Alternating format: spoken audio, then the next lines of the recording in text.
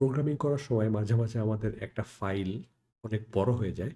ওই ফাইলে তখন আমাদের উপর থেকে নিচে বারবার স্ক্রল করে যেতে অনেক অসুবিধা হয়, প্লাস অনেক সময়ও নষ্ট হয়। এই জিনিসটা সলভ করার জন্য VS কোডের আউটলাইন নামে একটা ট্যাব আছে। এই ট্যাবটা যদি হিডেন থাকে আপনার ওখানে, আপনি এক্সপ্লোরারের আন্ডারে রাইট ক্লিক করলে এখানে অপশন পাবেন কিছু ট্যাব হাইড অথবা শো করার।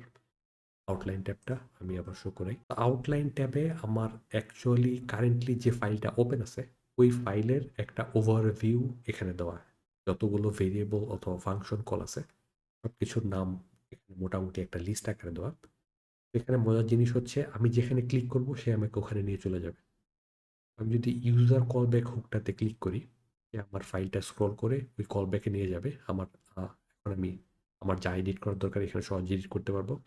এরপরে যদি আমি আবার ইউজ অ্যাডমিন অথ স্টোর সিলেক্টর এই কল ব্যাকটাতে ফেরত যেতে চাই, আমি জাস্ট এটাতে ক্লিক করব, সে আমাকে এখানে নিয়ে আসবে। তো এই সিম্পল ট্রিকটা আমাদেরকে অনেক টাইম বাঁচাই দিবে।